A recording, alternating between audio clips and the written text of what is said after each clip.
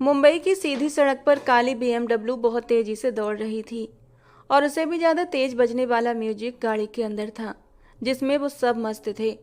वो चारों मनमौजी उस वक्त अपनी ज़िंदगी के हसीन लम्हों को जीने में मदहोश हो रहे थे।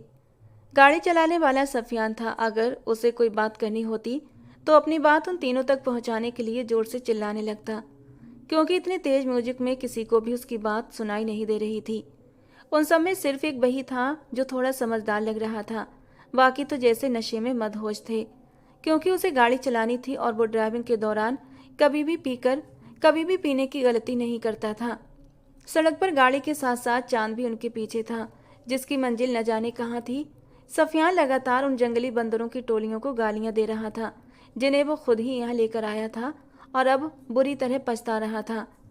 यूनिवर्सिटी के फाइनल एग्जाम के बाद अब सबने ये प्लान बनाया था कि पूरी दुनिया घूमेंगे और शुरुआत हिमाचल के पहाड़ों से करेंगे। सफियान भी उनके प्लान में बराबर का शरीक था, मगर अब वो सख्त बेजारी के आलम में गाड़ी चला रहा था। वो अपनी मम्मा की वजह से भी बेहद फिक्रमंद था, क्योंकि अभी अभी कुछ देर पहले उनकी कॉल आई थी।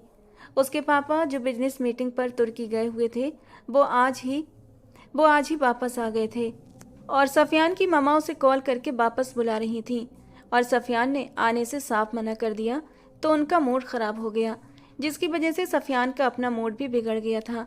जो भी था वो अपनी मम्मा को कभी नाराज़ नहीं करता था।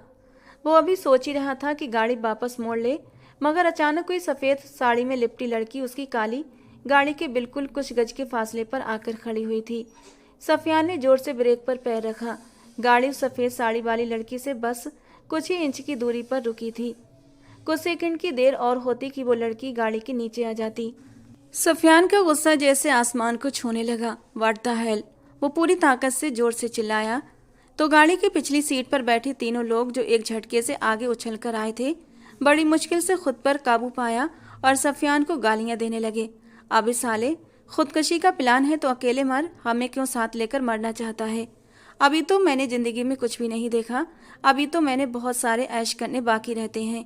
अभी तो शादी करनी है, बच्चे पैदा करने हैं, और तू चाहता है कि मैं कुंवारा ही इस दुनिया से चला जाऊं? गुस्से से चीखते हुए अदील ने अपना सारा गुस्सा सफियान पर निकाला था। सफियान ने गुस्से से घूरकर उसे देखा और फिर जोर से बटन दबाया, म्यूजिक बंद कर दिया।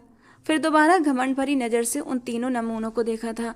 खुदकुशी का प्लान मेरा नहीं बल्कि उन मैडम का है जो गाड़ी के सामने आ गई हैं। उन सब ने सफियान की बात सुनकर चौंक कर सामने देखा तो एकदम से सन्न रह गए। अरे यार, इस वक्त तो सुनसान सड़क पर इतनी हसीन लड़की क्यों टहल रही है?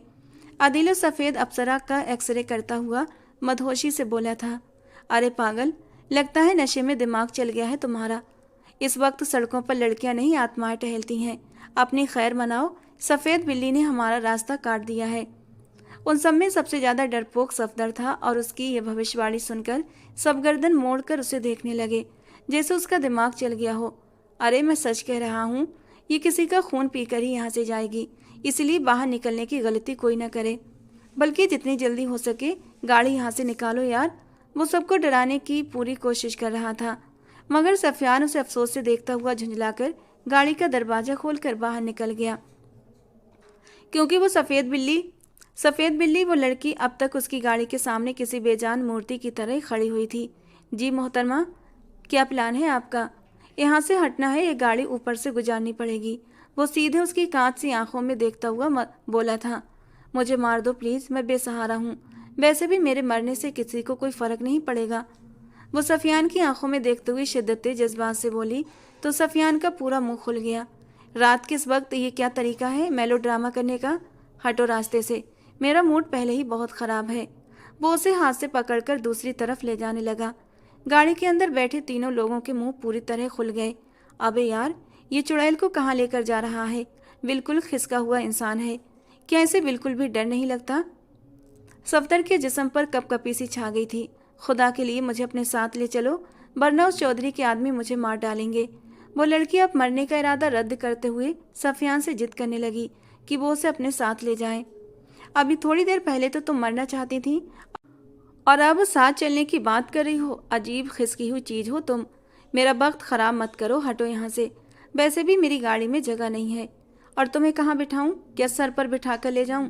वो उसे नज़रअंदाज करता हुआ वापस पलटा तो वो उसके पीछे पीछे लपकी थी और अचानक ही उसके कदमों में आकर गिर गई। सफियान की एक टांग जोर से पकड़ ली। तुम्हारी गाड़ी में एक सीट खाली है, मैं जानती हूँ, मेरी मदद कर दो। वक्त पड़ने पर मैं भी तुम्हारे काम आऊंगी। उसकी काली जुल्फें सफियान के कदमों में बिखर रही थीं। वो अजीब सी स्थिति से दो चार हो चुका था। ऐसा पहली बार हुआ था कि किसी लड़की ने अपनी सेल्फ रिस्पेक्ट को एक तरफ रखकर किसी लड़के से यूं मदद मांगी हो।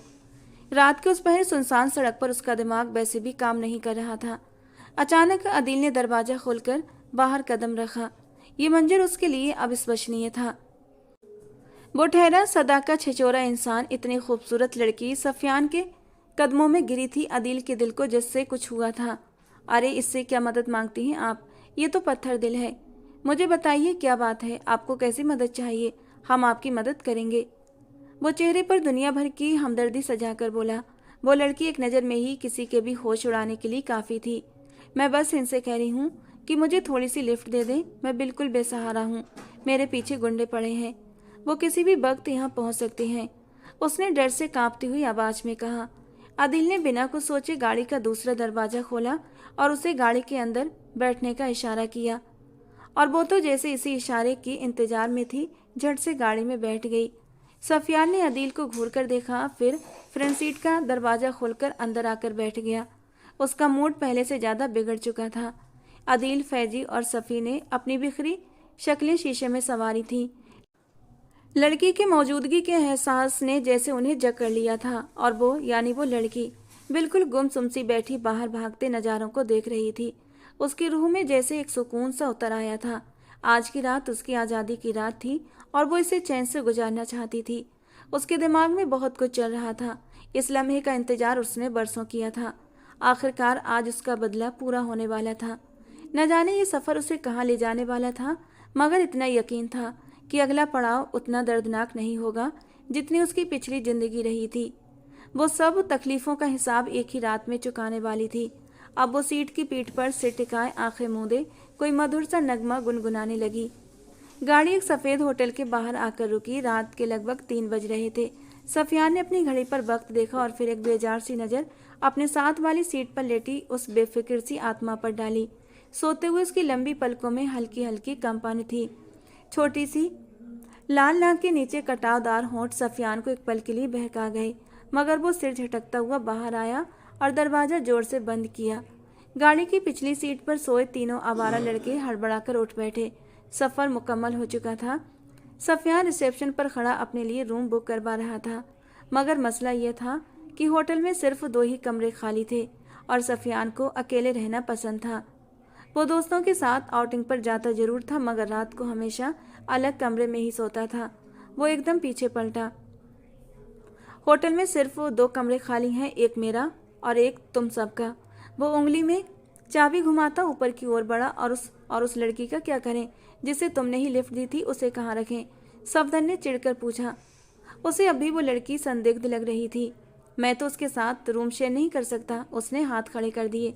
चलो फिर तुम गाड़ी में ही आराम करो, हमें तो कोई परेशानी नहीं उसके साथ रूम शेयर करने में। आदिल ने आंख दबाई तो सफियान एकदम पलटा। वो अपने दोस्तों की फितरत को अच्छी तरह जानता था। वो अब भी नशे के असर में थे, कहीं वो लड़की के साथ कुछ गलत न कर बैठे। वो जो कब से चुपचाप अपनी उंगलियां बेचारगी से चटका रही थी, सफियान की तरफ बेबस नज़रों से देखने लगी तो वो कंधे उचकाकर ऊपर चला गया। मेरी बला से भाड़ में जाए। वैसे भी लगातार गाड़ी चलाने की वजह से वो बेहद थका हुआ था और अब बस लंबी नींद लेना चाहता था। अपने कमरे में पहुंचकर उसने जैकेट उतारकर सोफे पर फेंक दी। बार बार उस लड़की की आंखें उसके जहन के पर्दे पर उभरने लगीं। कोई अतीत की धुंधली सी तस्वीर याद आने लगी, मगर नहीं, ये उसका वहम था। ऐसा कैसे हो सकता है भला? वो अपने ही ख्यालों को झटकता हुआ बिस्तर पर गिर पड़ा। दिमाग अब भी कुछ सोचने की हालत में नहीं था। थोड़ी देर के बाद ही उसके खर्राटों की आवाज़ पूरे कमरे में गूंजने लगी थी। वो तीनों उस लड़की को बिस्तर पर बिठाए उसके चारों ओर बैठे उसके वजूद की खूबसूरती का जायजा लेने में मशगूल थे। वे तीनों अमीर बिगड़े हुए नवाबजादे थे। लड़कियों के साथ रातें गुजारना उनका पसंदीदा शौक था। वैसे तो सफियान भी उनमें शामिल था, मगर उसका टेस्ट काफ़ी हाई स्टैंडर्ड था। उसे कोई भी लड़की बड़ी मुश्किल से ही पसंद आती थी और वो कुछ पल गुजार कर दोबारा उसकी शक्ल भी नहीं देखता था। वो एक बहुत बड़े सियासतदान सिकंदर शिराजी का बेटा था, जो देश की बड़ी पार्टी को लीड करने वाले थे। उनकी ख्वाहिश थी कि सफियान भी अपनी पढ़ाई के बाद सियासत में आ जाए और उनके साथ मिलकर काम करे, मगर सफियान को सियासत से बिल्कुल भी दिलचस्पी नहीं थी। सिर्फ अपने पापा की वजह से वो खामोश रहता था और अभी तक उन्हें कोई साफ साफ जवाब भी नहीं दिया था, क्योंकि सियासत में आने का मतलब था खुद को हर तरह के स्कैंडल से बचा कर रखना, अपनी मर्जी की जिंदगी से इस्तीफा देकर हर वक्त बनावटी चेहरा लिए कैमरों की जद में रहना। और इसी बात से उसे चिढ़ थी। उसे बनावट बिल्कुल भी पसंद नहीं थी। वो जैसा था वैसा ही नजर आना चाहता था, अपनी जिंदगी को पूरी तरह एंजॉय करना चाहता था, मगर ये नहीं जानता था कि अगली सुबह उसके लिए कितनी बुरी साबित होने वाली है। एक ही रात में सब कुछ बदल जाने वाला था, उसकी जिंदगी, उसका फ्यूचर, उसकी खुशियाँ, सब कुछ। अगर उसे जरा सी भी भनक होती तो वो उस लड़की को कभी भी अपने साथ लेकर ना आता, जो उसकी ज़िंदगी को एक बहुत बड़े ख़तरनाक मोड़ पर लाकर छोड़ने वाली थी। तुम तीनों मुझे ऐसे क्यों देख रहे हो? क्या कभी ज़िंदगी में लड़की नहीं देखी, या फिर मेरे जैसी खूबसूरत हसीना लड़की नहीं देखी? संदस, जो कुछ देर पहले डरी सहमी सी बैठी थी, अचानक से आत्मविश्वासी हो गई और बिस्तर पर जरा सा फैल गई। उसका लहजा, अंदाज सब एकदम बदल गया था। वे तीनों मुंह खोलकर उसे देखने लगे, क्योंकि अब तो वो खुद उन्हें दावत दे रही थी। तुम सब यही चाहते हो ना कि मैं थोड़ी देर के लिए तुम्हारा दिल बहला दूं? आखिर तुम लोगों ने मेरी मदद की है, तो मैं किसी का एहसान नहीं रखती, मगर इससे पहले मेरी कुछ खातिरदारी तो करो, ताकि मैं तुम तीनों को एक ही वक्त में खुश कर सकूं। वो अदाओं से बोली तो अदील शरारत से एक आंख दबाकर उन दोनों को देखने लगा, जिनका वक्त अब रंगीन होने वाला था। मुझे इस वक्त चाय की तलब हो रही है, तो प्लीज़ मेरे लिए चाय मंगाओ, वो थकान भरे लहजे में बोली तो अदील ने फ़ौरन रूम सर्विस को कॉल करके चाय मंगवाई। थोड़ी देर के बाद चाय आ चुकी थी। अदील, ऐसा करो, एक कप चाय अपने उस खड़ूस दोस्त को भी दे आओ, जो अलग कमरे में सोना पसंद करता है, वो बेझिझक अदील से बोली थी और एक कप उसकी ओर बढ़ा दिया। अदील उसकी इस कदर बेबाकी पर हैरान हुआ और फिर तुरंत वो कप रूम सर्विस वाले को थमाया और साथ वाले कमरे में जाने की हिदायत दी और ख़ुद संदस के पहलू से लगा घूंट घूंट पीने लगा। बेशक उस लड़की पर सबसे पहला हक उसी का था। संदस मुस्कुराकर सबसे बातें करने लगी। थोड़ी देर पहले वाली बेबसी चाय के धुएं में ख़त्म होने लगी। इससे पहले कि वो तीनों संदस को अपनी बाहों में लेते, उनके दिमाग पर एकदम सुस्ती सी छा गई और वो वहीं इधर उधर ढेर हो गए। संदस ने एक तंजिया मुस्कान होठों पर सजाई। उसकी नज़र में सब मर्द भेड़िए थे। वो एक भेड़ियों की भीड़ से आज़ाद होकर आई थी, अब दूसरे झुंड में कैद होना नहीं चाहती थी, मगर उसे एक काम जरूर करना था, जिसके लिए उसने उन चारों से लिफ्ट मांगी थी। आखिरकार इतने सालों के बाद बदला लेने का वक्त जो आ गया था। तीनों को नफरत भरी नज़र से देखती हुई वो कमरे का दरवाज़ा बंद करके बराबर वाले कमरे में दाखिल हुई थी। वो बेड पर बेखबर सो रहा था। दरवाज़ा अंदर से बंद करते हुए उसके कदम बेड की तरफ बढ़े थे और उसके पहलू में जाकर लेट गई। कंबल अपने और उसके दोनों के ऊपर बराबर किया था। वक्त धीरे धीरे गुजर रहा था और वो अपने मकसद में कामयाब होती जा रही थी। यहाँ तक कि सुबह की रोशनी भी आसमान पर फैलने लगी थी। चिड़ियों की चहचहाहट कानों को बड़ी भली मालूम हो रही थी। उसका दिमाग नींद में बुरी तरह उलझन का शिकार था, जैसे कोई लगातार उसके वजूद पर बोझ बना हुआ हो। वो उसे दूर हटाने की कोशिश करता तो फिर से वो एहसास उस पर हावी होने लगता। अचानक एक झटके से उसकी आंख खुल गई। आंखें मसलने के बाद वो कुछ पल छत को घूरता रहा, फिर लिहाफ उतार कर परे धकेला कि अचानक ठिठक कर रह गया। उसके वजूद पर कोई भी कपड़ा नहीं था। सफियान को यकीन था कि वो रात को एक टी शर्ट और जीन्स में सोया था। जूते तक उतारने की जहमत नहीं की थी, मगर ये क्या, एक झटके से उसने लिहाफ को फिर से अपने जिस्म पर तान लिया। कुछ बहुत गलत होने का एहसास उसकी रगों में उतर चुका था। उसने चोर निगाहों से बिस्तर की दूसरी तरफ देखा तो जैसे 500 वाट का करंट लगा हो और सफियान का पूरा जिस्म कांपने लगा। वो उसके पहलू में मुंह के बल सुकून से लेटी नींद के मजे ले रही थी। दूधिया कमर से लिहाफ खिसक कर बहुत नीचे जा चुका था। आधी कमर को बालों ने अपनी लपेटे में ले रखा था और बाकी आधी सफियान के खून की रफ्तार बढ़ाने के लिए काफ़ी थी। व्हाट द हेल, उसके होठों से अचानक निकला। ये सब कैसे हुआ? ये लड़की तो साथ वाले कमरे में थी, यहाँ कैसे पहुंची, वो भी इस वक्त? ओ माय गॉड, वो सिर पकड़कर रात वाला मंजर याद करने लगा जो आखिरी मंजर उसे याद आया वो रूम सर्विस के हाथ से चाय लेकर घूंट घूंट पीने का था। हालांकि उसने चाय ऑर्डर नहीं की थी, मगर कप पूरा खाली कर गया था। उसके बाद उसे कुछ भी याद नहीं था। क्या चाय में नशा था कि मैं बहक गया? वो खुद से सवाल जवाब कर रहा था। जिस्म अभी तक कंपन की हालत में था। ऐसा नहीं था कि उसने कभी किसी लड़की के साथ रात नहीं गुजारी थी, मगर अपनी मर्जी के बिना तो कभी नहीं। वो अपने बाल मुट्ठियों में भींचने लगा। उसे उस मासूम लड़की पर तरस आया जिसकी इज्जत रात को उसने रौंदी थी, वो भी होश में आए बिना। वो धीरे से बिस्तर से नीचे उतरने लगा कि अचानक फ़ोन की घंटी बज उठी। उसने झट से बिना देखे मोबाइल कान से लगाया। होश अभी तक काम नहीं कर रहे थे। हेलो, मुश्किल से उसके होठों से निकला था। कहाँ हो तुम सैफ़ी? तुम्हें मालूम होना चाहिए कि मैं हिंदुस्तान वापस आ चुका हूँ और आज एक अहम मीटिंग में जाना था। मगर तुम्हें याद हो अगर तुम्हें याद हो तो तुम्हें भी साथ चलने को कहा था मैंने। आखिर कब तुम एक जिम्मेदार मर्द बनोगे? छोड़ दो ये बचपना। सिकंदर शिराजी उसकी सुने बिना ही अपनी सुनाने लगे। पापा, मुझे क्या लेना देना मीटिंग और सियासत से? आपको बता चुका हूँ मेरा कोई इंटरेस्ट नहीं है पॉलिटिक्स में। वो बेजारी से सरगोशी में बोला। कनखियों से उसने अपने साथ लेटी उस लड़की को भी देखा था जिसकी सांसें अब भी सामान चल रही थीं। वो गहरी नींद में थी। ओह शट अप सैफी, मुझे तुम्हारा ये नॉन सीरियस बिहेवियर बिल्कुल भी पसंद नहीं। ग्रो अप मैन, तुम इस देश की लीडिंग सियासी पार्टी को लीड करोगे। तुम्हारा फ्यूचर यही है और मैं तुम्हारी बक बक अब और नहीं सुनूंगा। पहली फुर्सत में मेरे पास पहुंचो अभी। फ़ोन झटके से बंद हो चुका था और सफियान बेबसी से मोबाइल स्क्रीन को घूरने लगा। फिर जोर से टेबल पर पटक दिया, मगर फिर एक एहसास के तहत उसने साथ लेटी लड़की को देखा। होश फिर से जाग उठे और 14 तबक रोशन हो गए। इससे पहले कि वो दिमाग पर जोर देता कि पिछली रात क्या हुआ था, अचानक वो लड़की मुस्कुराई और फिर उसने आंखें खोल दी। गुड मॉर्निंग माय बॉय, वो एक अदा से बोली और सफियान का सांस तक अटक गया। ये कल रात वाली मासूम लड़की तो बिल्कुल भी नहीं लग रही थी।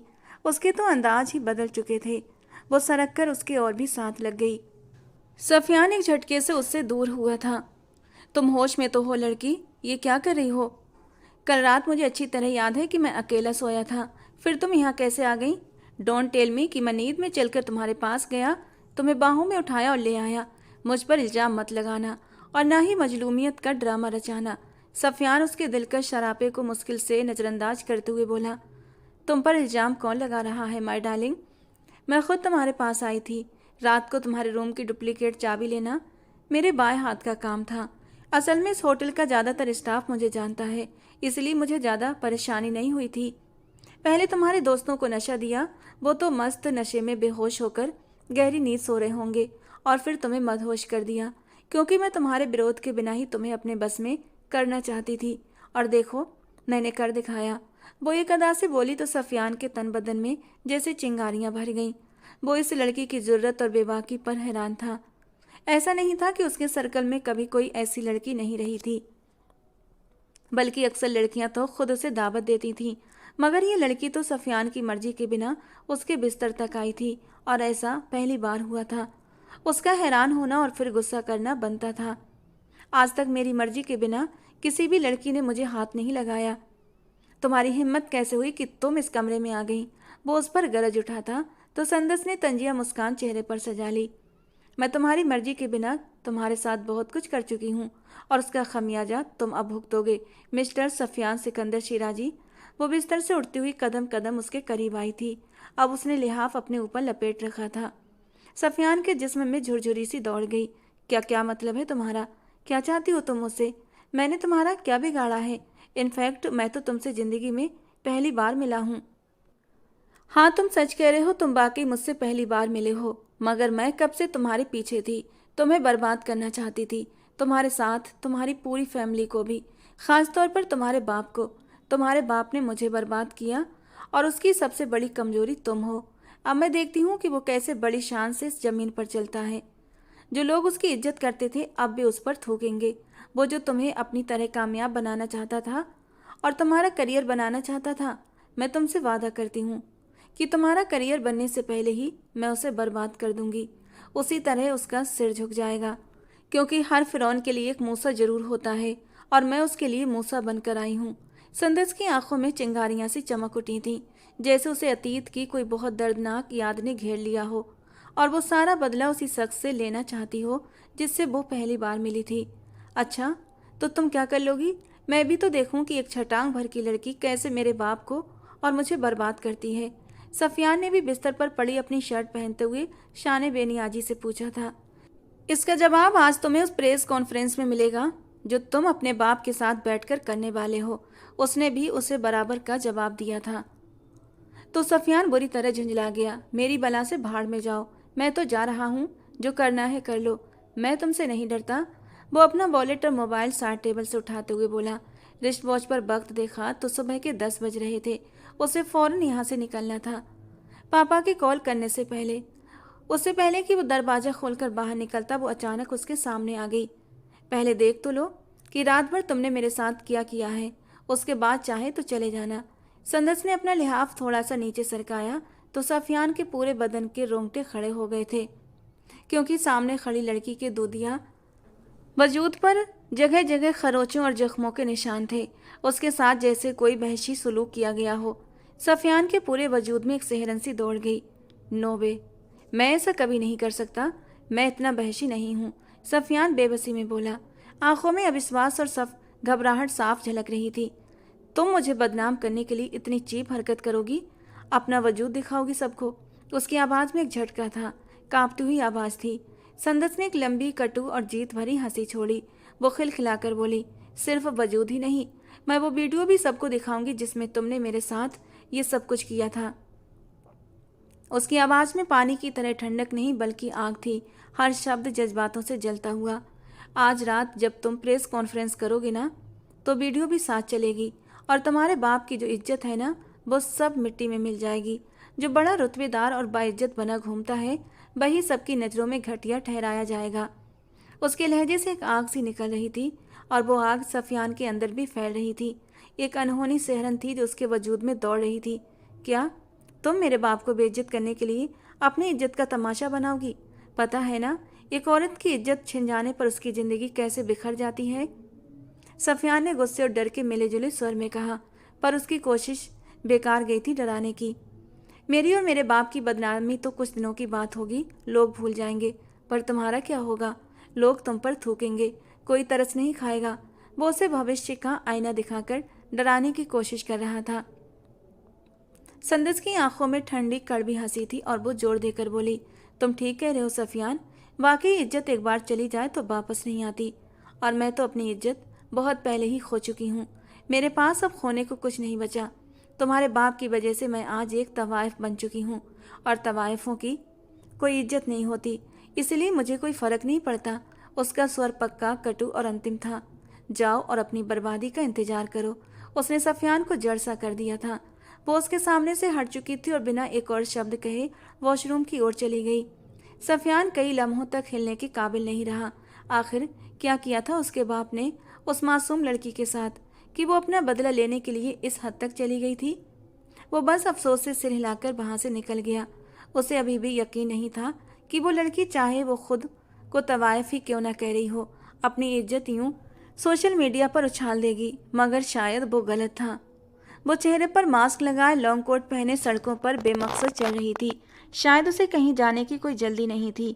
24 साल की संदस, जिसने अपनी ज़िंदगी के 5 साल उस जगह पर गुजारे थे जहां रातें जागकर और दिन सोकर बिताए जाते थे, उसकी किस्मत उसे अर्श से फर्श पर ले आई थी, सिर्फ एक शख्स के जुल्म की वजह से। वो अपने माँ बाप की बहुत लाडली थी। उसके पापा एक ईमानदार ब्यूरोक्रेट थे जिन्होंने कभी रिश्वत नहीं ली थी और ना ही वे किसी से डरते थे। संदस उनकी इकलौती और बेहद लाडली बेटी थी। वो अपने पापा शफीक हुसैन के साथ बहुत अटैच थी।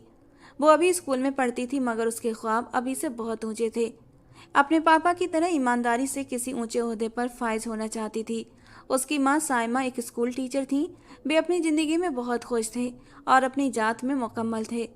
शफीक साहब रोजाना ऑफिस से वापसी पर उसके लिए ढेर सारी चॉकलेट्स लाना नहीं भूलते थे, क्योंकि संदस को चॉकलेट्स बहुत पसंद थी। एक दिन शफीक साहब घर लौटे तो संदस उनके कंधे से लिपट गई। पापा, फ्राइडे को मेरा बर्थडे है। इस बार आप और मम्मा सागर किनारे चलेंगे और वहीं हम सेलिब्रेट करेंगे मेरा बर्थडे। और आपने तो प्रॉमिस भी किया था कि इस बर्थडे पर आप ऑफिस से लंबी छुट्टी लेंगे और हम घूमने जाएंगे। आप अपना वादा तो नहीं भूले ना? उसने लाड से कहा। शफीक साहब ने नरमी से उसे खुद से अलग करते हुए कहा, मेरी प्यारी गुड़िया, मुझे सब याद है, जैसा तुम बोलोगी वैसा ही होगा। उन्होंने उसके गाल थपथपाए। संदस को वो कुछ परेशान से लगे। पापा सब ठीक है ना, आप परेशान लग रहे हैं। वो अचानक उनके माथे पर हाथ रखकर बोली, संदस बेटा, हर वक्त सर पर सवार मत रहा करो, अपने पापा को परेशान मत करो, जाओ अपना होमवर्क करो, शाबाश। पीछे से सायमा बेगम ने उसे डांटा तो वो मुंह सिकोड़े वहां से चली गई। शफीक साहब ने भी उसे नहीं रोका। उन्हें कुछ अजीब सा महसूस हुआ। फिर रात भर शफीक साहब स्टडी रूम से बाहर नहीं निकले। वे एक अहम केस पर काम कर रहे थे जो करप्शन से संबंधित था, और इस बार जो शख्स उनकी हिट लिस्ट पर था वो एक बड़ा सियासी शख्स था, देश की सबसे बड़ी पार्टी का लीडर सिकंदर शिराजी। अगर उसके खिलाफ ये करप्शन के सबूत खोल देते तो उसका करियर तबाह हो जाता। शफीक साहब रात भर उसके खिलाफ फाइल तैयार करते रहे। आज उन्हें शिराजी की तरफ से सख्त वार्निंग भी मिली थी, मगर उन्होंने हमेशा सच का साथ दिया था, तो अब कैसे पीछे हट सकते थे। उन्हें नतीजों की परवाह नहीं थी। वे बस उसे बहुत जल्द बेनकाब करने वाले थे। वहीं दूसरी ओर सिकंदर शिराजी चुनावी प्रचार में व्यस्त था। उसे एक मुखबिर से खबर मिल चुकी थी कि उसके खिलाफ करप्शन के केस खुल सकते हैं और संभव है कि उसे चुनाव लड़ने से पहले ही जेल में बंद कर दिया जाए। सिकंदर शिराजी ने उस मुकाम का बरसों इंतजार किया था कि कब वो हुकूमत की कुर्सी पर बैठेगा, और अब जब वक्त आने वाला था तो शफीक नाम की तलवार उसके सिर पर लटकी हुई थी। ऊपर से मसला ये था कि शफीक ईमानदार और निडर था। ना तो उसे किसी शिराजी का डर था और ना ही उसके बाप का डर था। वे फैसला कर चुके थे, फाइल उनके हाथ में थी, अब बस उसे सोशल मीडिया तक लाना था। अगले दिन उन्होंने एक न्यूज एजेंसी को ये फाइल दे दी, और ऐसी खबर जंगल में आग की तरह फैलती है। और फिर सच में ऐसा ही हुआ था। ये न्यूज जंगल में आग की तरह ही फैली थी। इस खबर के आते ही सिकंदर शिराजी की साख बुरी तरह प्रभावित हो गई। चुनावों से सिर्फ कुछ दिन पहले इतना बड़ा स्कैंडल उनके सिर पर था कि उनका बस नहीं चल रहा था। शफीक हुसैन समेत सारी दुनिया को आग लगा दें। वो अपने कमरे की बालकनी में टहल रहे थे। सिगार का धुआं उनके दिमाग पर चढ़ रहा था। अपने राजनीतिक करियर को बर्बाद होते वे अपनी आंखों से देख रहे थे। अचानक उनका मोबाइल जेब में थरथराया। जिस कॉल का वो बेसब्री से इंतजार कर रहे थे वो कॉल आखिर आ ही चुकी थी। हाँ बोलो खबर, मुझे अच्छी खबर सुनाओ, वो जल्दी से बोले थे। खबर उनका बेहद खास बंदा था, किसी को रास्ते से हटाने का काम बड़ी सफाई से करने वाला। मालिक, वो लोग घर पर नहीं हैं, इस वक्त तो मुंबई में हैं, अपनी 14 साल की बेटी की सालगिरह मना रहे हैं। आप कहें तो उनकी पूरी फैमिली का सफाया कर दूं? ऐसा कर दूं कि लगे वे डूब कर मर गए? बिल्कुल सफाई से काम होगा सर। खबर की बात सुनकर सिकंदर कुछ लम्हों को सोच में पड़ गया। मैं उसे एक ही बार मारना नहीं चाहता, उसके सामने ही उसकी बीवी और बेटी की इज्जत को रुनते हुए देखना चाहता हूँ, जैसे उसने मेरी इज्जत मिट्टी में मिलाई थी। उसके बाद वो मरे या जिए मुझे परवाह नहीं। ये कहकर उन्होंने फ़ोन जेब में रखा था। वे जानते थे कि खबर बहुत जल्द उनके हुक्म की पूर्ति करेगा। और फिर अगली सुबह सोशल मीडिया पर यह खबर वायरल हो चुकी थी कि मशहूर एंटी करप्शन ब्यूरोक्रेट जो अपनी बेटी की सालगिरह मना रहे थे, उन पर अचानक ही कुछ शराबियों ने हमला कर दिया। उनकी आंखों के सामने ही उनकी पत्नी की इज्जत भी, और फिर उनकी 14 साल की बेटी को उठाकर ले जाया गया। शफीक हुसैन उस वक्त से अपने कमरे में बंद हैं। वो किसी का सामना करने की हिम्मत नहीं कर पा रहे। आखिर अपनी आंखों के सामने अपनी बीवी को यूं लुटते हुए देखकर कौन सा मर्द होश में रह पाता। सिकंदर शिराजी सोफे पर टांग जमाकर बैठे उस खबर का आनंद ले रहा था। उसे अब शफीक हुसैन की जान लेने की ज़रूरत ही नहीं थी, क्योंकि अब उसका कोई फ़ायदा नहीं था। बहुत जल्द वो अपनी मौत खुद मर जाएगा। अचानक उसका मोबाइल फिर से बज उठा। खबर कॉलिंग लिखा रहा था। उन्होंने फ़ोन कान से लगाया। मालिक, उसकी बेटी को मैंने उस जगह पहुंचा दिया है जहां उसकी इज्जत एक बार नहीं बार बार जाएगी, और शफीक बहुत जल्द पागल हो जाएगा जब वो अपनी जान से प्यारी बेटी का ये हाल देखेगा। बहुत अच्छा काम किया है खबर, तुमने हमेशा के लिए मेरा भरोसा खरीद लिया।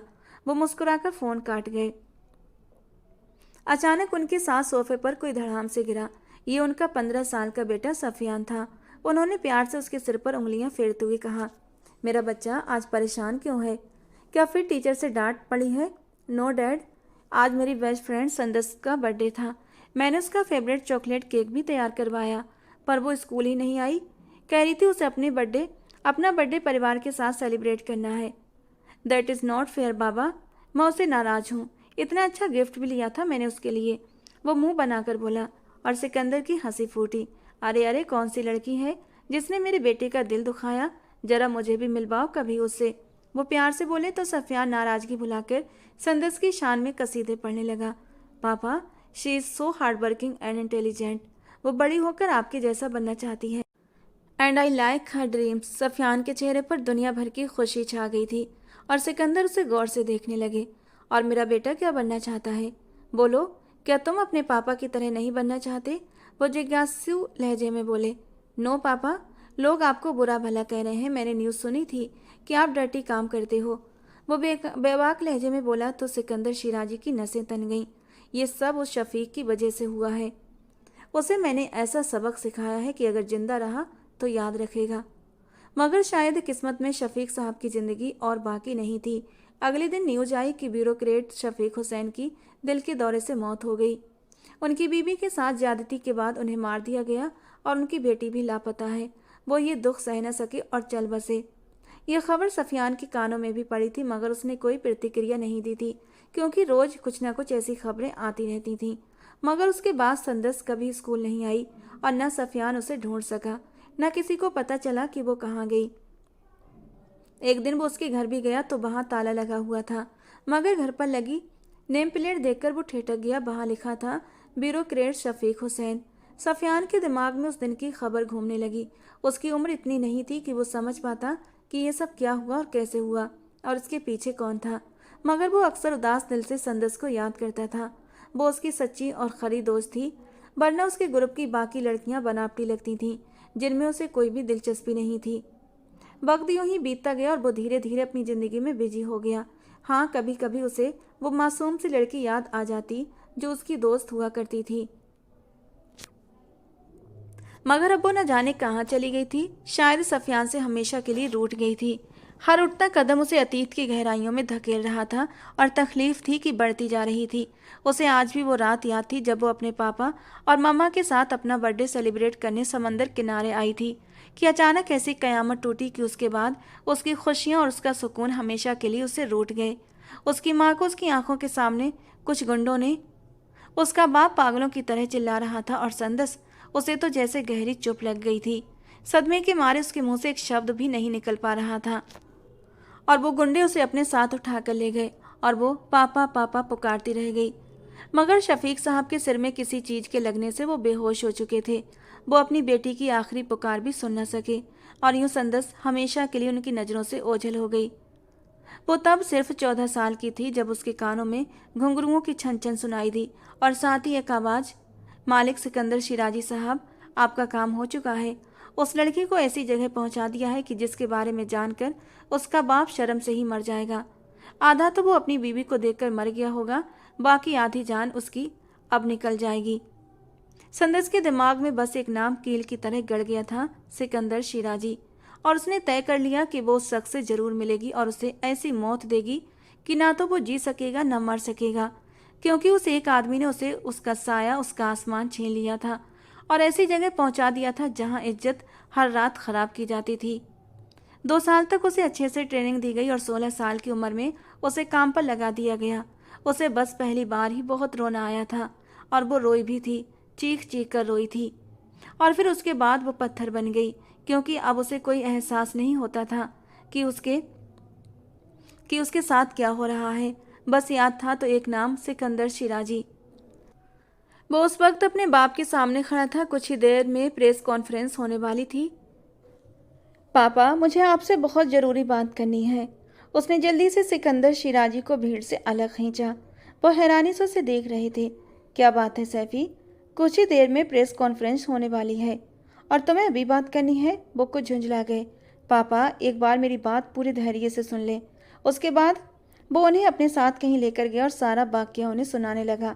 आखिर वो कौन है पापा, जो आपसे बदला लेने के लिए खुद को इस हद तक गिरा चुकी है? वो हैरान और परेशान होकर अपने बाप से पूछ रहा था और सिकंदर शिराजी किसी गहरी सोच में डूब गए। उनके दिमाग में दूर दूर तक कोई भी ऐसी लड़की नहीं आई।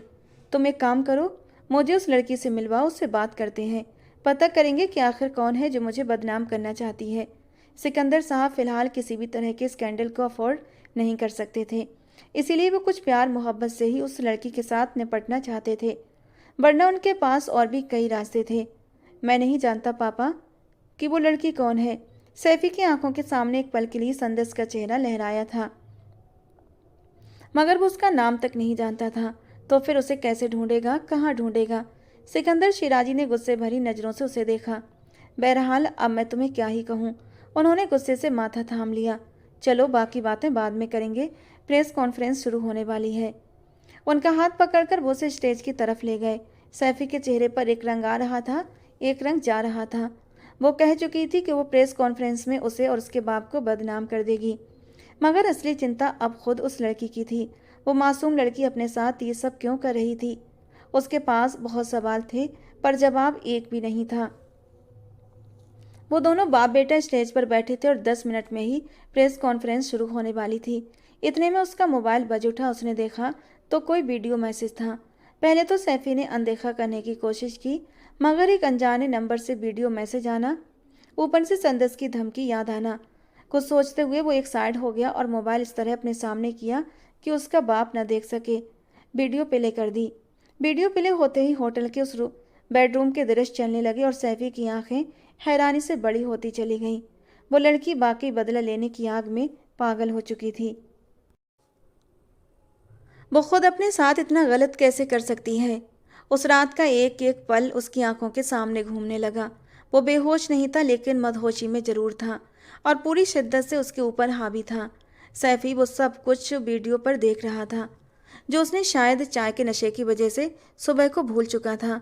अचानक उसकी आंखें हैरत से पूरी फैल गईं, क्योंकि उसकी नज़र संदस की कमर पर दाईं तरफ गई। वहां पर एक चोट का कट का निशान था। उस निशान को देखते ही सफियान साकित हो गया। नहीं, बिल्कुल भी नहीं। संदस, ओ गॉड, हरगिज भी नहीं। फिर वो कहीं अतीत में खो गया। उसे आज भी याद था। ये उसके स्कूल के दिन थे। वो दोनों जल्दी जल्दी क्लासरूम में दाखिल हो रहे थे। हम दोनों आज भी लेट हो गए हैं, जल्दी चलो संदस। और हाँ, आज भी हम फर्स्ट बेंच पर ही बैठेंगे, वो मुस्कुराता हुआ उससे बोला था। संदस चलते हुए उसकी तरफ देख रही थी। जब क्लासरूम में दाखिल होते ही आधे रास्ते में पड़ा बेंच देख न सकी। उसकी कमर सीधी बेंच में जा लगी और शायद बेंच के उस कोने पर कोई नुकीली कील थी जो सीधी उसकी कमर की दाईं तरफ लगी। अगले ही पल एक चीख थी जो संदस की सारी क्लास में गूंज गई थी। उसकी सफ़ेद यूनिफॉर्म बहुत तेजी से कमर के पास से लाल हो गई थी। क्या हुआ संदस, तुम ठीक हो? सफियान परेशान होता जल्दी से उसके पास आया था। जैसे उसने संदस की कमर को हाथ लगाकर देखा, उसका अपना हाथ खून से लाल हो गया था। तुम्हें तो बहुत खून निकल रहा है, चलो अभी हम डॉक्टर के पास चलते हैं। वो बिना किसी स्टूडेंट और टीचर को देखे जल्दी से संदस का हाथ पकड़कर बाहर भागा था। अब दर्द सहना संदस के लिए मुश्किल हो रहा था। ड्राइवर अंकल वहीं पर थे। वो दोनों को स्कूल छोड़ने आए थे। सफियान उसे रोज अपने साथ स्कूल लाता था और वो अपने घर के पास बस स्टैंड पर खड़ी होती थी जब सफियान उसे पिक कर लेता। लेकिन ये बात सफियान ने उसे किसी को भी बताने से मना किया था। वो कहता था, हम दोनों बेस्ट फ्रेंड हैं और किसी को मत बताना। मैं तुम्हें इस तरह बसों के धक्के खाते नहीं देख सकता। अगले आधे घंटे बाद वो लोग हॉस्पिटल में बैठे हुए थे। यहाँ पर तो कट लग गया है, खून बहुत बह रहा है, हमें 2 टाँके लगाने पड़ेंगे। डॉक्टर की बात सुनते ही संदस और जोर से रोने लगी। नहीं, मुझे नहीं लगवाने, मुझे बहुत दर्द होता है। सफियान उसके पास ही परेशान सा बैठा था। देखो संदस, ये जरूरी है, तुम्हारा बहुत खून बह चुका है, चलो शाबाश लगवा लो। मगर वो रोते हुए नाम में सिर हिलाने लगी। सफियान उसके पास बैठा था। एक काम करो, मेरा हाथ पकड़ लो जोर से, फिर दर्द नहीं होगा। उसने अपने बायां हाथ संदस के दाएं हाथ के करीब किया और संदस ने जल्दी से उसके दोनों हाथों से उसका हाथ दबोच लिया। अगले ही पल क्लिनिक में उसकी एक भयानक चीख गूंजी। बहुत जल्दी ठीक हो जाओगी संदस।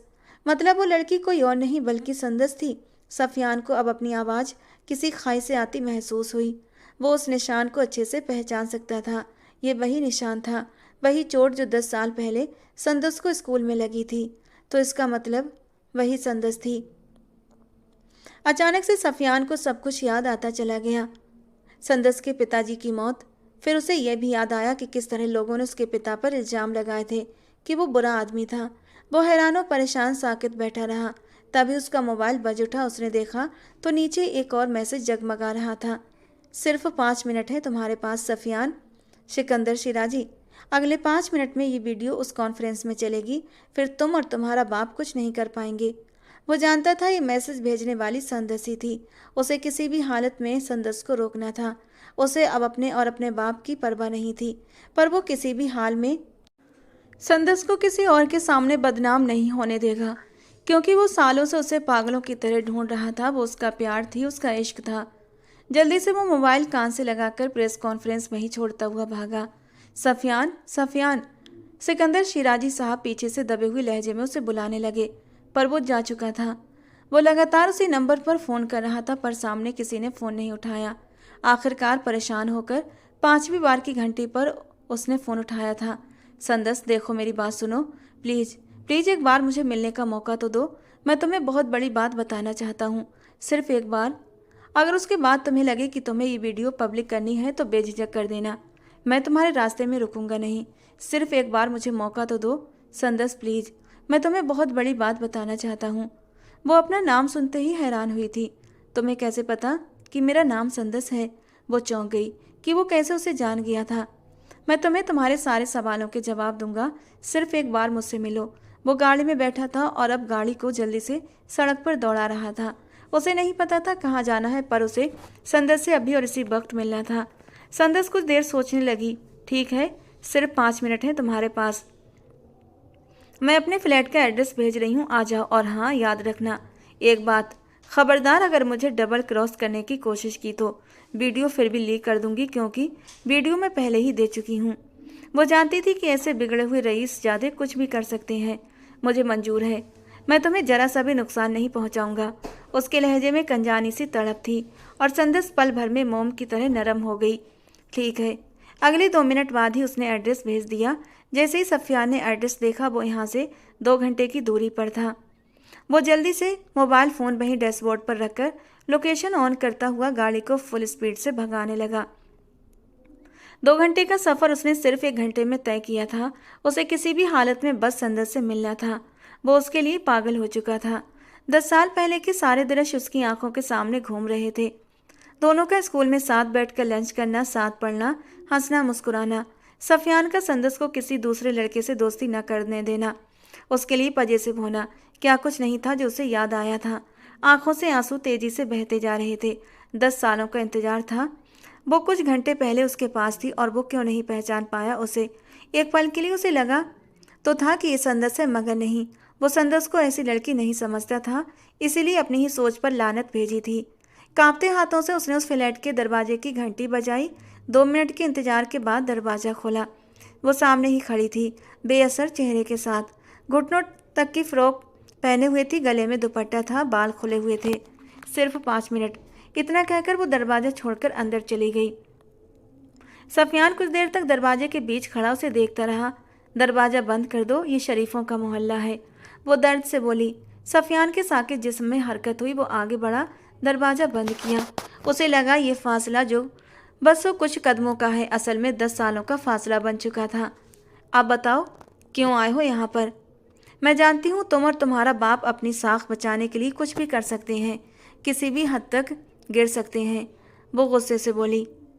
तभी अगले ही पल वो आगे बढ़ा और उन 10 कदमों का फासला उसने 4 कदमों में तय किया। और फिर जो हुआ वो संदस ने कभी सोचा भी नहीं था।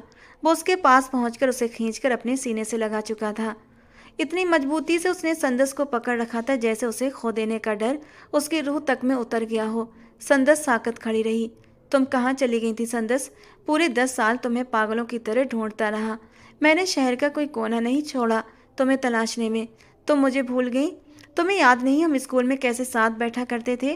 तुम अपने सफियान को भूल गई? मैं तुम्हारा सैफी, तुम्हारे बचपन का दोस्त। वो बोला तो आवाज़ भीगी हुई थी। उसके शब्द सुनकर संदस साकत रह गई। आंखों के सामने 10 साल पुराने मंजर उभर आए। वो उसे प्यार से सैफी ही बुलाया करती थी, मगर उसे उम्मीद नहीं थी कि वो सफियान वही सैफी होगा। उसने कभी सफियान के माँ बाप के बारे में जानने की कोशिश नहीं की। वो स्थिर निगाहों से उसे देखती रही। कितनी ही देर बाद वो पीछे हटा था, मगर संदस अभी तक हैरान थी। तुमने अपना क्या हाल कर लिया संदस? वो उसका चेहरा दोनों हाथों के प्याले में भरते हुए बोला। 10 सालों के बाद कोई उसे इस कदर मोहब्बत से, इस कदर फिक्र के साथ उसके बारे में पूछ रहा था कि संदस की आंखों से आंसू आ गए। तुम मुझे भूल गई? आज तुम मुझे याद नहीं करती? देखो तो मैं तुम्हारा वही बेस्ट फ्रेंड हूँ, तुम भूल गई। ये तो शुक्र है कि मैंने तुम्हारी चोट देख ली जो तुम्हें स्कूल की बेंच से टकराने पर लगी थी, तो मैं तुम्हें पहचान गया। वरना तुम क्या करने वाली थी मुझे याद, पागल लड़की। तुम कैसे खुद को और अपनी इज्जत को इस तरह बर्बाद कर सकती हो? प्लीज़ ये मत करो संदस। वो तड़प उठा। संदस की आंखों के सामने एक पल के लिए उसके माँ बाप का चेहरा घूमा। अगले ही पल उसने पूरी ताकत से उसे खुद से दूर धकेला। तुम्हारे बाप ने मेरे साथ क्या किया तुम जानते भी हो? उसने चिल्लाकर पूछा। क्या? क्या किया मेरे पापा ने, बताओ मुझे, वो उसी बेताबी से पूछने लगा। उसके बाद संदस बोलती चली गई और वो पत्थर बना सुनता गया। 10 साल, पूरे 10 साल मैं उस कोठे पर रही। तुम्हारे बाप ने मुझे तबाह कर दिया सफियान, और अब मैं तुम्हारे बाप को तबाह करने के लिए खुद भी तबाह होने को तैयार हूँ। मुझे मत रोको, उसने चिल्लाकर कहा। सफियान के अस्तित्व में चिंगारियां फूटीं। उसे अपने बाप से इस हद तक गिरने की उम्मीद नहीं थी कि एक 14 साल की लड़की से कोई इस तरह बदला ले। वो दहाड़ उठा। उसकी आंखों से आंसू बह रहे थे। कितने ही मिनट वो कुछ न बोला। वे 5 मिनट जो संदस ने उसे दिए थे कब के गुजर चुके थे। बहुत देर के बाद उसके वजूद में हलचल हुई। मैं तुमसे वादा करता हूँ संदस, मैं तुम्हारी हर तकलीफ का बदला लूँगा, पर प्लीज़ अपनी वो वीडियो पब्लिक मत करना। मैं तुम्हें किसी भी मर्द के सामने बेआबरू होते नहीं देख सकता, क्योंकि तुम मेरी मोहब्बत हो, पागल लड़की। वो आखिरी बात बेबसी से चिल्लाते हुए बोला, और शब्द मोहब्बत संदस को उसके कानों में किसी भाले की तरह चुभते हुए सुनाई दिए। वो हैरान थी, पत्थर बन गई। कोई उससे मोहब्बत कर सकता है, ये बात उसके लिए अविश्वसनीय थी। मैं तुमसे वादा करता हूँ कि मैं अपने बाप को खुद पुलिस के हवाले कर दूंगा, पर तुम में मुझसे वादा करना होगा कि तुम अपनी वीडियो लीक नहीं करोगी। वादा करो मुझसे संदस, तुम्हें हमारी दोस्ती का वास्ता, प्लीज़ मेरी बात मान जाओ। वो अभी भी उसका चेहरा दोनों हाथों के प्याले में भरकर बहुत प्यार से कह रहा था, और संदस उसकी आंखों में देखकर हार गई। मुझे सिकंदर शिराजी के बेटे पर यकीन नहीं है सफियान, पर मैं तुम पर यकीन करती हूँ। मुझे अपने बचपन के दोस्त पर यकीन है। मैं इंतजार करूंगी कि कब तुम अपने बाप को पुलिस के हवाले करते हो। इतना कहकर वो कमरे में चली गई, जिसका मतलब था कि वो अब सफियान को और देखना नहीं चाहती। वो कितनी ही देर खाली हॉल में खड़ा रहा, फिर हिम्मत से बाहर निकला। अंदर वो फूट फूट कर रो रही थी। उसे बिल्कुल भी अंदाजा नहीं था कि वो सफियान ही होगा, वही सफियान जो कभी उसका दोस्त हुआ करता था। मैंने क्या कर दिया? मैं इस सैफी के साथ ऐसा कैसे कर सकती हूँ? मैं ये क्या करने जा रही थी? वो भीतर ही भीतर तड़पती रही थी, क्योंकि सफियान सालों से उसका दोस्त रहा था, एक अकेला सच्चा और वफादार दोस्त। उस दुनिया में कोई और ऐसा नहीं था जो संदस से दिल की बात करता। 1 हफ्ता गुजर गया और सफियान जानता था अपने बाप को कैसे बेनकाब करना है। उसने खुद ही अपने बाप के 2 दिन के अंदर अंदर करप्शन लीक कर दिए थे, और फिर अपने बाप को पुलिस के हवाले कर दिया। उसने पूरी कोशिश की कि उसके बाप को लंबी सजा हो। खुद तो कभी सियासत में जाना नहीं चाहता था, इसलिए उसने हमेशा के लिए राजनीति को अपने परिवार की जड़ों से खोखला कर दिया, और संदस के साथ साथ उसके माँ बाप को भी इंसाफ दिलाया। वो किचन में खड़ी खाना बना रही थी। 1 हफ्ते से फ्लैट में ही बंद थी, कहीं जाने का मन नहीं कर रहा था। वो एक अमीर और रहमदिल शख्स की वजह से उस कोठे से भागने में कामयाब हुई थी, और उसी शख्स ने ये फ्लैट संदस के लिए दिया था।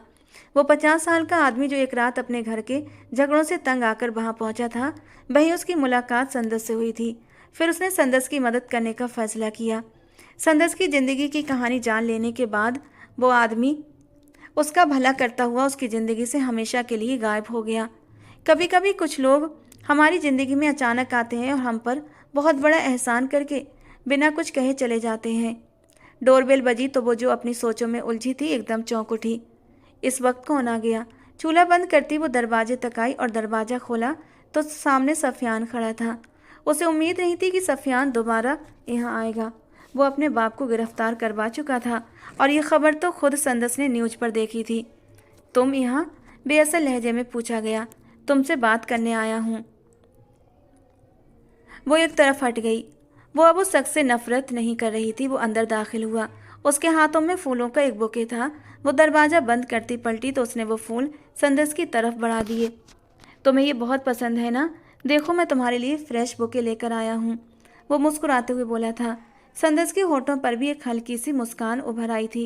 हाथ बढ़ाकर उसने बुके लिया, फिर उसे किचन के पास वाले सेल पर रखकर वापस खाना प्लेट में निकालने लगी। संदस, उसने पुकारा।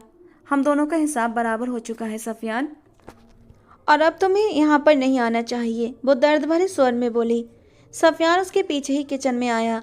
मैं तुम्हें हमेशा के लिए अपने साथ लेने आया हूँ। मैं चाहता हूँ कि हम दोनों निकाह कर लें। वो इतनी आसानी से ये बात कह गया और संदस साकित निगाहों से उसे देखती रह गई। एक पल के लिए उसके हाथ से प्लेट गिरते गिरते बची। जल्दी से सफियान ने उसके हाथ से प्लेट पकड़ी और सैल पर रख दी। क्या हो गया? वो मुस्कुराकर बोला। तुम्हारा दिमाग खराब हो गया है। जानते भी हो कि 10 साल मैं किस जगह रहकर आई हूँ और कितने मर्दों ने मुझे छुआ होगा। तुम पागल हो गए हो सफियान। तुम मुझे डिजर्व नहीं करते।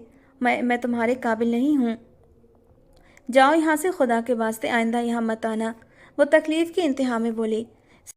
सफियान उसके और भी करीब आ चुका था। उसके दोनों हाथ थाम लिए। यकीन करो, मैंने भी ज़िंदगी में बहुत गलतियाँ की हैं, शायद गुनाह किए हैं। लड़कियों के साथ वक्त बिताना मेरे लिए आम बात था। फिर हम दोनों एक जैसे ही तो हुए ना। अगर तुम अनटच नहीं हो तो अनटच तो मैं भी नहीं हूँ। तुमसे मोहब्बत करता था, तुम्हें ढूंढता था, लेकिन तुमसे मिलने की कोई उम्मीद नहीं थी। और फिर लड़कियों के पहलू में जाकर अपने दिल को सुकून दिया करता था। लेकिन अब एहसास हो रहा है कि मैं बहुत गलत था। अपने आप को, अपने जज्बों को पराई लड़कियों पर निछावर कर चुका हूँ। मैं तो तुम्हारे सामने नज़रें मिलाने के काबिल भी नहीं, बल्कि तुम मुझसे लाख दर्जा बेहतर हो। क्योंकि जो कुछ तुम्हारे साथ हुआ वो तुमने अपनी मर्जी से नहीं किया था, लेकिन मैं तो अपनी मर्जी से करता था ना। तुम्हें ये बात नहीं कहना चाहिए कि तुम मुझे डिजर्व नहीं करती, बल्कि मुझे ये बात कहना चाहिए कि मैं तुम्हें डिजर्व नहीं करता। लेकिन तुमसे मिलने के बाद मुझे अक्ल आ गई है संदस। मैं अब वो नहीं हूँ जो पहले था। तुम्हें 10 साल पागलों की तरह ढूंढा मैंने, और आज जब तुम मेरे सामने खड़ी हो तो मैं तुम्हें छोड़ दूँ, ये नामुमकिन है। मैं तुम्हें अपनी इज्जत बनाना चाहता हूँ संदस। अगर तुम में ऐब है तो पाक तो मैं भी नहीं हूँ। देखो, जो कुछ बीत गया वो हमारा अतीत था, लेकिन अब वक्त है हम दोनों के सुधरने का। मैं चाहता हूँ कि तुम मुझसे निकाह कर लो। मैं तुम्हारा महरम बनना चाहता हूँ और मुझे तुम हर हाल में कबूल हो। मैं सारी ज़िंदगी तुम्हारे साथ गुजारना चाहता हूँ संदस। वो 10 साल की तकलीफ, वो तड़प मैं नहीं भूल सकता, वो बेबसी से बोला, और संदस भीगी आंखों से उसे देखती रह गई। तुम कैसे मुझ जैसी एक तवाइफ को कबूल कर सकते हो सफियान? वो टूटे लहजे में पूछ रही थी। खबरदार, अगर आज के बाद तुमने अपने लिए ये लफ्ज़ इस्तेमाल किया तो मेरी मोहब्बत हो, बस, इसके अलावा कुछ नहीं। उसके बाद सुनते ही वो बेहिसी में उसके सीने से जा लगी। तुम इतने अच्छे क्यों हो सफियान? वो बेकाबू होकर पूछ बैठी। पता नहीं, शायद मोहब्बत इंसान को पाक बना देती है, वो मुस्कुराकर बोला, और गुन्ना आँखों से मुस्कुराती अब खुदा का शुक्र अदा कर रही थी। 10 साल ऐसी जगह रहने के बाद उसे उम्मीद नहीं थी कि कोई उसे अपना लेगा, मगर वही शख्स जिसके बाप की वजह से सब कुछ हुआ, वही अब उसे अपनाकर उसकी हर तकलीफ का इलाज करना चाहता था। और वो जानती थी कि सफियान कैसा है। वो उसे बचपन से जानती थी कि सफियान उसके साथ बिना माथे पर शिकन लाए पूरी ज़िंदगी रह सकता है। दोस्तों, हमारा जो नॉवल था इश्क का मरहम, तो उसका सेकंड पार्ट कल अपलोड किया जाएगा। उसे सुनने के लिए हमारे चैनल के साथ बने रहें। दोस्तों, आज की कहानी कैसी लगी कमेंट बॉक्स में ज़रूर बताना। पसंद आई हो तो प्लीज़ लाइक करना। रोज़ ऐसी और रोमांटिक कहानी के लिए हमारे चैनल को सब्सक्राइब करना। मिलते हैं दोस्तों अगली किसी नई कहानी के साथ।